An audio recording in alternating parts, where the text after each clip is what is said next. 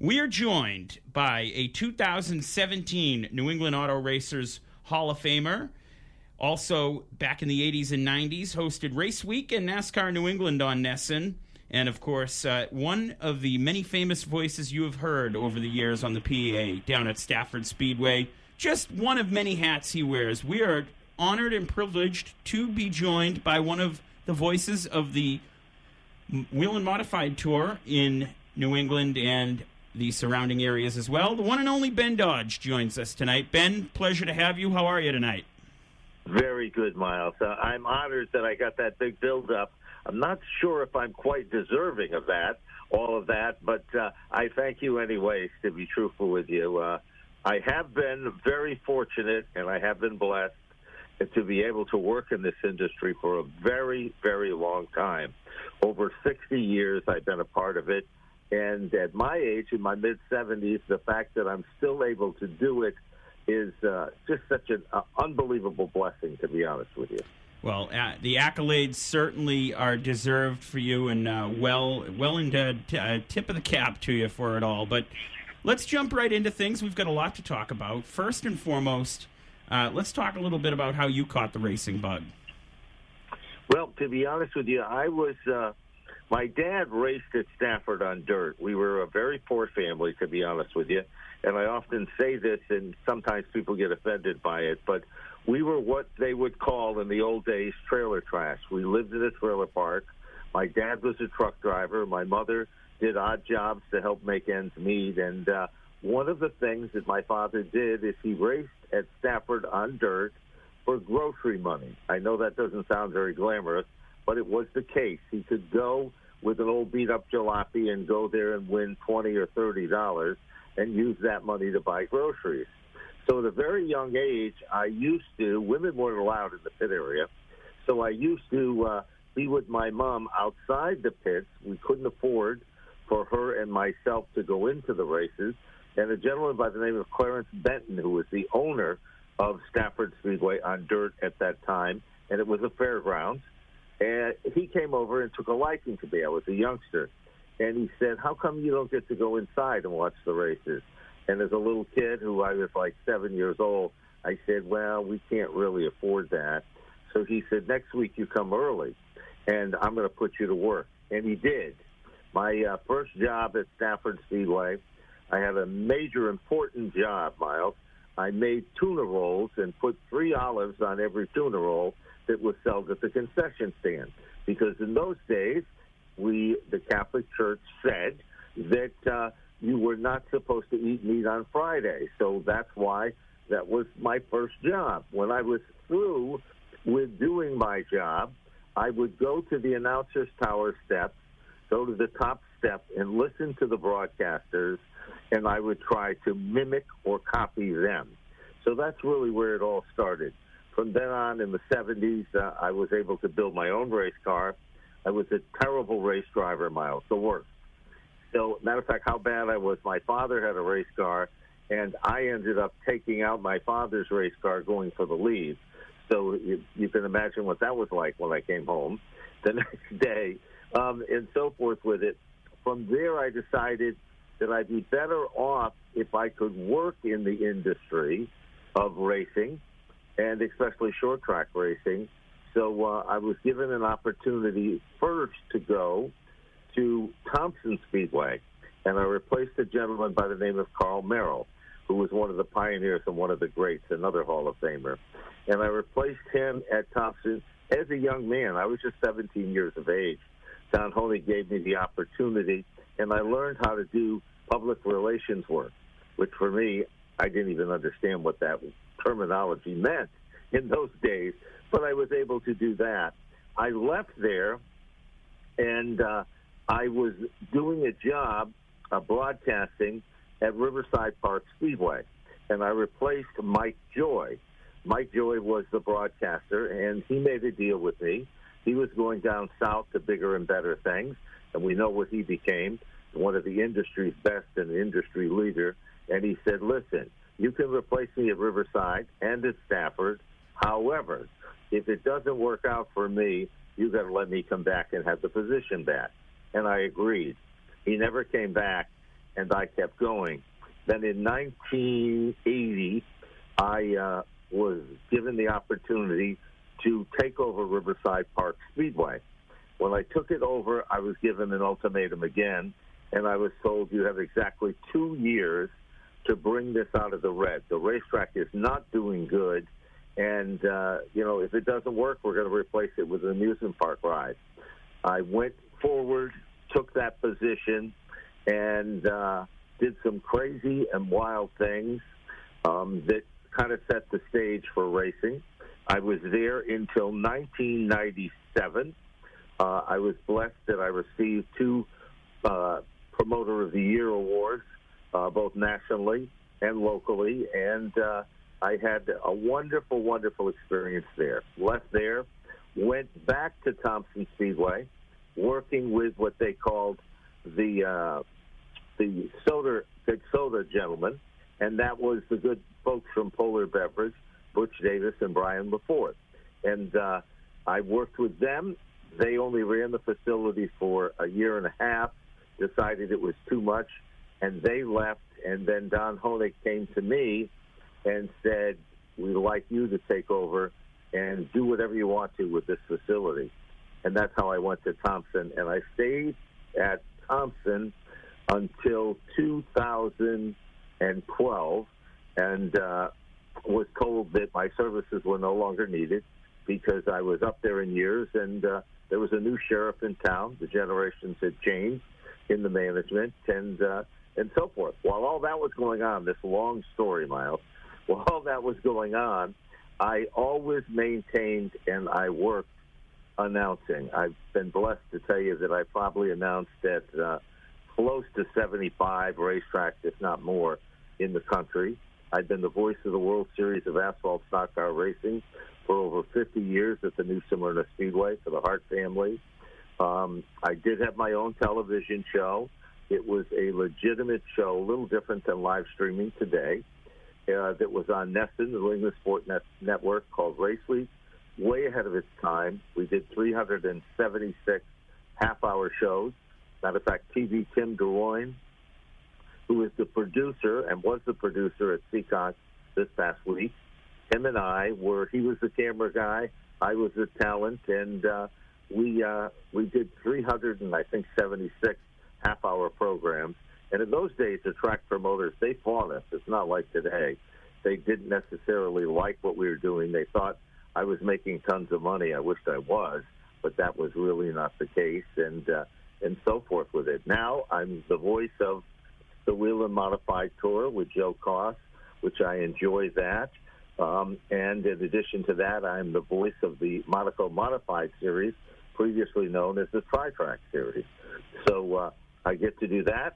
And for over 45 years, I have been the voice of Stafford Speedway every Friday night, and that's a pretty long run by any stretch of the imagination. Yes. So kind of the whole thing in a nutshell, Myles. Absolutely. So you mentioned Stafford, and I want to touch quickly upon Stafford before we talk about this past week at Seekonk and, of course, the 2025 season for the Whelen Mods. But Stafford made some great changes a couple of years back. Obviously, the SRX coming in really helped that beautiful facility. Talk to us a little bit about some of the great changes we've seen down at Stafford over the last couple of years. Stafford, by far, is a pioneer in the industry. A lot of people in this industry are very jealous of the competition and so forth. But truth be known, that the Arute family, consisting of Mark Arute, Lisa Arute, Paul Arute, and David Arute, have done an amazing job. The torch was semi-handed from Mark Arute to Paul Arute and David Arute. Paul Arute is a whiz with social media. He's a whiz with television, live streaming, and a whiz with the daily operation of that speedway. David Arute, the same can be said there. They always go the extra distance. The SRX program was a huge success. Unfortunately, the management of SRX on the national level did not succeed because of management problems. But they have a fresh new look and approach to everything. And by far, from the giant screen as you come in to the grounds, the facility, and they are getting more race cars than almost any other racetrack. on the East Coast, to be honest with you. You know, they're averaging 33 cars in the SK Lights last Friday. They get 30 SK Modifieds. The SK Modified Racing is phenomenal.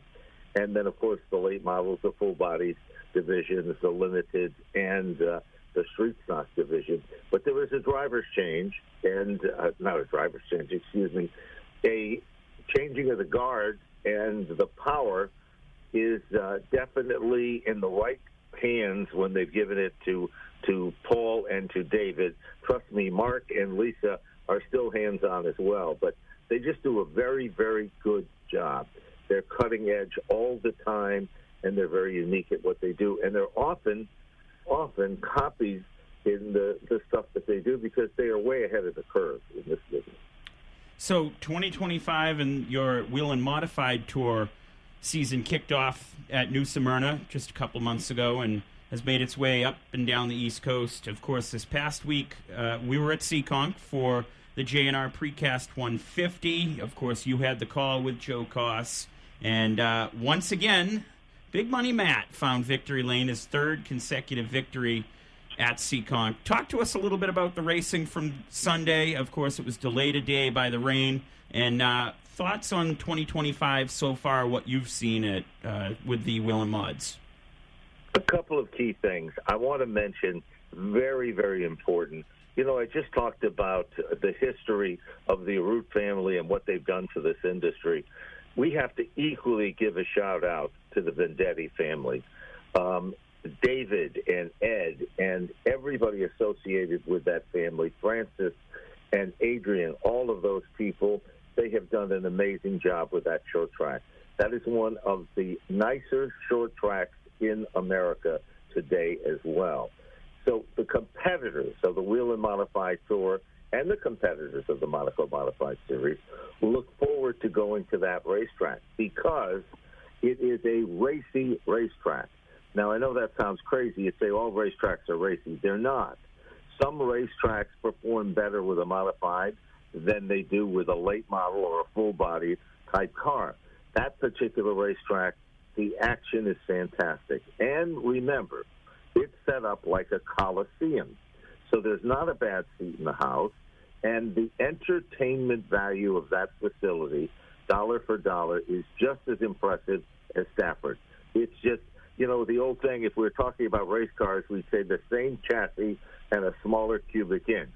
Well, if we're talking about racetracks and we're comparing, Seekonk Speedway is the same chassis with a bigger cubic inch. It's a great, great facility. Now, let's fast forward, Myles, and talk a little bit about Matt Hirschman. Matt Hirschman is by far one of the best modified drivers in the country. You cannot rattle him. He is focused. He is a man that is driven by success and the God almighty dollar. That's a good thing, not a bad thing. He knows how to get around that racetrack. He knows the importance, and he even said that in a post-race interview on Sunday. He said, I got to make sure that I set this car up so that when the track comes to me, I have the right setup, not the track and then I have the wrong setup. And he did exactly just that. All the races so far this season for the Wheel and Modified Tour have been unique and different. Started out New Smyrna Speedway. It's a big half-mile facility, a lot like Thompson, except the straightaways are banked. Patrick Emmerling dominated the racing action. Silk has been there, done that. You know, we've seen that type of stuff before. Justin Bonsignor hasn't had a lot of luck at New Smyrna, but when he goes good, he goes real good. We moved on. Of course, we're well aware of the fact Mother Nature hasn't been kind to anybody at all, Myles, in racing. So we got off to a terrible start at Chris Michaud's presentation of the Icebreaker event. Finally got it in. Ronnie Silk was, of course, King of the Hill again, and it was a great race program, highly competitive racing action. Then we go to North Wilkesboro. Well, that was considered the premier showcase event of the early season. Unfortunately, on the big stage, which was North Wilkesboro, in front of all the top brass and corporate sponsors and everything else, because it was a Cup weekend, the modifieds had a tough day. Everybody's got an off day. I have an off day. I bet, Myles, you have an off day. Everybody does. So it didn't come out the way that everybody expected to or wanted to. A lot of equipment got wrecked. The racing was not as good as it had been, but the difference was the surface was different than the original time that the modifieds ran at North Wilkesboro. But when all the dust settled and it was all over with, it was still a pretty good race program. They were supposed to run at Monadnock, Josh Venetta's JDV Productions. Josh, unfortunately, he got cursed with bad weather. He's doing something very unique coming up later in the month, and he is running a modified tour race on a Saturday and coming back the very next day on a Sunday. If you know Josh Venetta, he puts things into perspective, and he adds it to the top of the food chain. It's going to be a good race program. Competitors are going to be running for the very first time back-to-back 2 days in a row. So whatever they learn from Saturday, they're going to be putting it to the test on Sunday. But whatever they don't learn on Saturday, they're going to be changing it for the Sunday event. So now that's when we came to Seekonk Speedway. The action-packed track of the East lived up to its name in every detail. And we were able to do that. The management made a very good call, a very risky call. We have to remember that any of these racetracks are seasonal businesses, good only 26 weeks a year out of 52. And in the process of it, there are high financial risks involved. By moving the event, because based on weather, from a Saturday to a Sunday was a huge risk. But the Vendetti family, with David's efforts, did a fantastic job of doing that. And the fans did support it and come out. The competitors appreciated it, and we were able to get the first short track stop of the season into the record books. And that's exactly what we saw. And it lived up to its reputation. Absolutely. Some people say to me, and I'm going to be honest, Myles, they say to me, well, the beginning of that race, it was boring. Well, I don't know where you were watching if you thought it was boring, because there was action happening up front, in the middle of the pack, in the back of the pack. J.R. Precast, Bob Keaton, big supporter of modified racing, been around the sport forever. You know, he invested a lot of time and his own money in making that a success, too. So, absolutely. When we get to the end, Myles, you know, the last lap, last three turns controversy is really the story of that event. You know, Bonsignor was giving it his all, slipped up just a bit. All of a sudden, everybody scrambled. John McKennedy, wrong place at the wrong time, not his fault. Patrick Emmerling, same can be said about that. Stephen Kopsick perhaps pulled off the Timex timely move of the event. He was able to get by, and the whole finish got shuffled in a matter of, well, probably 150 feet off turn number 2. So it was a unique race, and it was a showstopper, and people are still talking about it, and that's what you would always expect when you go to Seekonk Speedway. Totally agree, and I think you are indeed correct. That was a good race from start to finish, and you brought up a name, of course, Josh Venetta. Good little radio teaser here. I think we're working to get Josh back on the show here in just a couple of weeks leading into that doubleheader up north there. But well, go ahead. Josh is a great individual. You know, he cut his teeth at Seekonk Speedway, and he was there from the starter stand, went on to bigger and better things, replaced me at Thompson Speedway. Then last year, tried his hands at promoting Monadnock Speedway and decided to focus. He's a motivational speaker and is very successful and very good at that. So he, decided to just focus on some modified tour races, and he's a guy that knows how to attract competitors and people and do things unique and different. And we need more of that in this industry today. When I was young, there was a lot of us guys. Now that I'm older, there's less and less. But Josh is one of the good guys.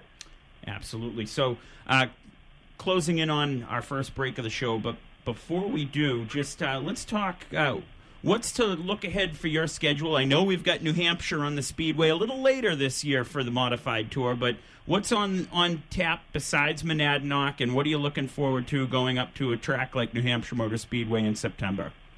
Okay, before I go there, Myles, if I can just interject something Absolutely. that just came out a few minutes ago. The Monaco Modified Series was scheduled to be this Saturday, at White Mountain Speedway. It is not going to be Saturday. The weather conditions are already posted as absolutely terrible. It has been moved to Sunday afternoon.